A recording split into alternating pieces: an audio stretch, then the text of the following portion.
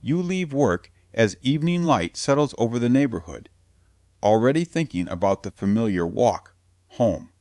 But outside, there is no road waiting for you, no path, no gate, no front door with a keyhole.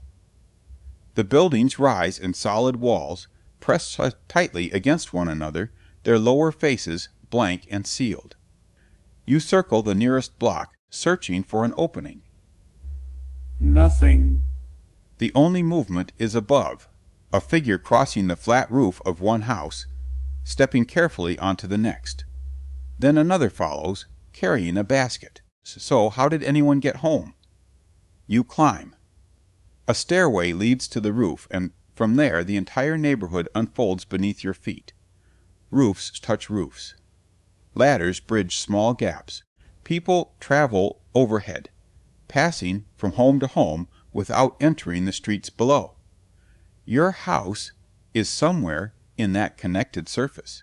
Finding it means walking across everyone else's ceilings until the route stops at the place where you sleep.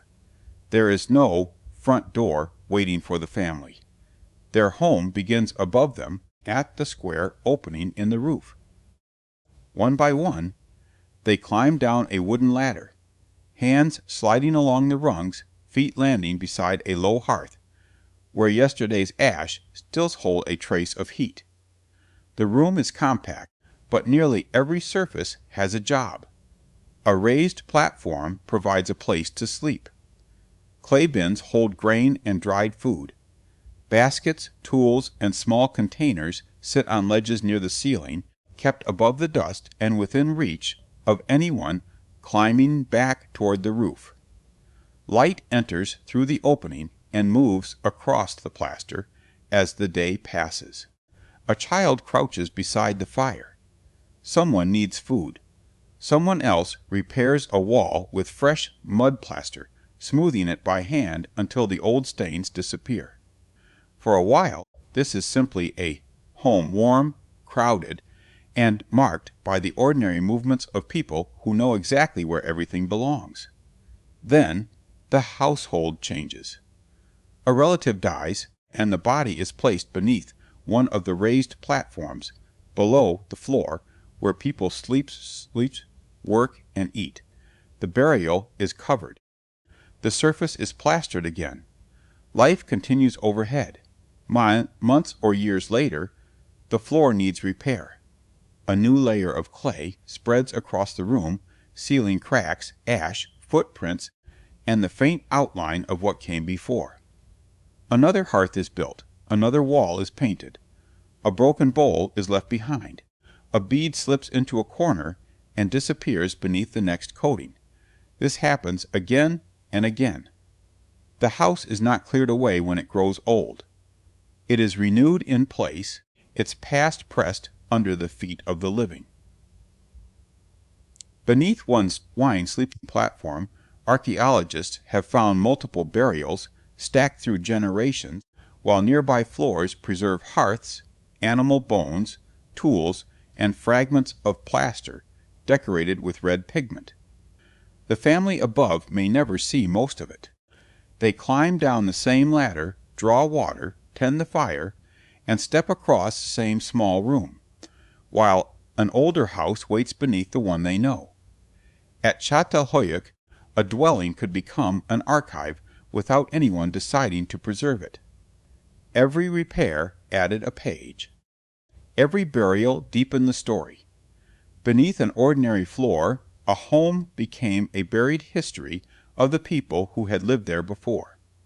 At Çatalhöyük, in central Anatolia, archaeologists found something that overturned the familiar shape of a city. Thousands of people lived here across generations, but the settlement had no streets laid out between rows of houses, no gates marking an entrance, and no conventional doorways opening at ground level. The houses pressed tightly against one another, their mud brick walls forming a continuous block. To move through Çatalhöyük, residents climbed onto a roof, crossed above the rooms, and descended through an opening in the ceiling. From the ground it may have looked like then a solid mound of clay. Yet above that packed surface people were walking, carrying baskets, visiting neighbors, tending fires, and returning home through the roof. The city's public routes were hidden in plain sight, not on the earth, but across the tops of houses. What archaeologists found was not a settlement missing streets. It was a settlement that had placed its streets overhead. The arrangement began with the walls, each house pressed against its neighbors, sharing mud brick boundaries so closely that there was no gap wide enough for a person to pass. From the ground the settlement looked less like a collection of separate homes and more like a single, uneven block of clay. The walls rose around enclosed rooms while the flat roofs met wherever their heights allowed. Those roofs were not empty surfaces. They were workspaces, walkways, and meeting places spread across the tops of the houses. A person could climb out of one room, cross a roof, step over a low dividing wall, and continue toward another part of the settlement without touching the ground. Where roof levels differed, ladders or short climbs connected one platform to the next. The route was not straight. It bent around walls, rose and dipped with the buildings, and narrowed wherever a family had extended its own space. A roof might open onto a broad patch of packed earth where people sat repaired tools or sorted grain. A few steps farther it could narrow into a passage bordered by mud brick edges. Children moved across these surfaces. Neighbors called from one roof to another. Adults carried baskets over the tops of the houses. There was no central avenue funneling everyone towards a square. Movement followed the shape of the buildings themselves. The roof was also the main entrance. Inside many rooms a ladder rose toward an opening in the ceiling. Smoke from the hearth escaped through that same hole, leaving a dark stain on the plaster. When someone returned home, they climbed across the roof and descended into the room. Daylight came down after them. The ladder could be shifted, replaced, or pulled away. With one simple change, the ceiling became an entrance or a barrier. That transformed the meaning of a wall. In a modern house a wall separates rooms, while a door pierces it, and a street leads to the door. Here the lower walls were often blank. They blocked wind, weather, animals, and unwanted visitors, but they did not invite ordinary access. Some houses may not have had an outward-facing doorway at all. To enter, a resident climbed first, crossed the roof, and descended through the ceiling. Ground level still mattered, but for a different reason. Narrow gaps between buildings could collect rubbish, broken plaster, ash, and animal waste. Small pens or storage areas might sit along the edges. People could leave materials below, then retrieve them from above by lowering baskets or using the roofs as loading platforms. The ground was not the city's main circulation layer. It was the shadow beneath it. Inside, rooms were arranged around repeated, practical movement. Raised platforms lined the walls, providing places to sleep, sit, prepare food, or store possessions. Hearths and ovens stood beneath the roof opening so heat and smoke could escape. One vertical shaft connected the room to the world above, doing the work of a chimney, entrance, lookout, and passage at once. One opening replaced four familiar features: a door, a window, a staircase, and a chimney. Daily life was not effortless. Rain damaged the roofs. Mud surfaces cracked. Ladders became slick, and anyone carrying a heavy load had to balance while climbing. But the same arrangement offered protection. A person approaching at ground level could not simply walk up to a doorway. A family could watch movement from above, recognize a visitor, and decide whether to let that person down. Pulling away the ladder or blocking the roof opening could close the house. Social life followed the same route. Neighbors could meet on adjoining roofs, exchange food, borrow tools, and watch work taking place across connected platforms. A delivery of grain or a visit between households could move through a chain of roof openings instead of along a public road. The network was real, but it was vertical and shaped by the households themselves. Modern streets form continuous public corridors. Walls, thresholds, and doors separate those corridors from private rooms. At Çatalhöyük, those layers folded together. The public path ran over the private ceiling, while the private entrance opened onto the public roof. Every home was both destination and roadway. From the earth, the settlement seemed sealed shut. From above, it was full of roots, platforms, ladders, and openings, a city whose streets had been lifted into the air. But the roof was only the uppermost layer of each house's history. Below it, the rooms contained years of meals, repairs, rituals, and departures stacked one beneath another like pages left inside a book. At Çatalhöyük, a house was rarely abandoned in a single moment. Its walls were replastered, floors were raised. Old surfaces vanished beneath fresh clay and white plaster, while hearths, bins, benches, and storage areas were altered for new needs. A room used by one generation could be cleaned, covered, and claimed by the next. The house did not simply stand on the past. It grew out of it. Archaeologists can trace those changes through the soil. A dark band may mark a burned hearth. A thin strip of plaster can separate one floor from another. Flecks of charcoal, grains, animal bones, broken vessels, and tiny stone tools became trapped in the deposits. A bead lost near a wall, a blade dropped beside a platform, or a cluster of seeds beneath a floor can survive for thousands of years. The walls carried memories, too. Some were painted again and again with red ochre. Others held geometric designs, handprints, or scenes filled with animals. Bull horns and other animal remains were sometimes fixed into architectural features or around platforms and walls. These were not random piles of refuse.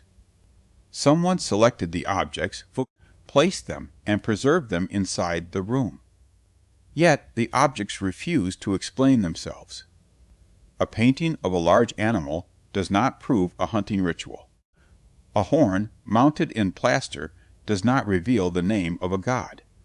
Strange human and animal figures may have carried stories, warnings, identities, or meanings that disappeared long ago. The evidence shows deliberate choices. It does not tell us what those choices meant. The clearest connection between generations lies beneath the floors.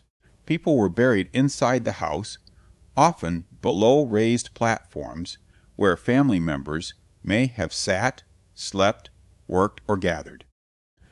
Burials could be reopened, disturbed, and added to. Some graves held more than one individual. The dead were not placed beyond the settlement's edge. They remained beneath the rooms where people cooked, slept, and worked. That choice changed the meaning of a floor. It was not simply a surface for walking. It covered relatives, predecessors, and perhaps the accumulated claims of a household. Each fresh layer of plaster concealed a burial while keeping it close. The living moved across a surface supported, reached by the dead. We should be careful here. Archaeology cannot prove that every burial represented an ancestor cult, or that every house belonged to one unbroken bloodline. People may have been buried in places connected to residence, kinship, status, or practical custom. Some bodies were moved. Some graves contained few objects.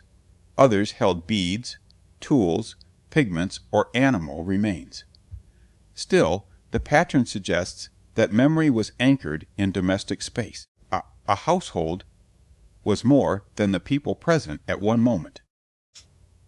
It included bodies beneath the floor, objects repaired and reused, wall designs renewed over older designs, and rooms reshaped without erasing everything that came before. Even food waste could mark a changing identity. Sheep and goats, cattle, wild animals, birds, and fish appear in different proportions across the settlement's layers. One generation may have cooked more meat. Another may have stored more grain. A later household may have changed how animals were displayed or discarded. The house recorded those shifts without writing them down. So a family's history was not kept in a separate archive. It was built into plaster, ash, bone, pigment, clay, and the bodies beneath the floor. Every repair added another visible present and another buried past. The house did not merely shelter a household. It remembered one. But a city made from houses raises a harder question. Who was in charge? At Çatalhöyük, there is no obvious palace standing above the settlement, no royal tomb filled with weapons and gold, and no monumental avenue leading toward a ruler's hall. The buildings pressed together at nearly the same height, their roofs forming one shared surface. From above, there is no throne room to find. That absence becomes startling when we remember the scale of the place. At its largest, Çatalhöyük may have held several thousand people, perhaps 7,000 or 8,000 across the packed houses. They needed food from the fields, sheep and goats managed, clay, vessels shaped, obsidian tools traded, walls repaired, and the dead placed beneath floors. None of that happens by accident. Yet the archaeology does not reveal a single administrative complex directing every task. There is no broad plaza where crowds gathered before a ruler. No defensive gate controls the main approach. No long street separates an official district from ordinary homes. Instead, work seems to have been distributed through the houses themselves. A family could rebuild a wall, seal a room, alter a roof opening, or connect its household to the structure next door. Each decision changed the route across the roof for everyone nearby. That kind of construction demanded negotiation.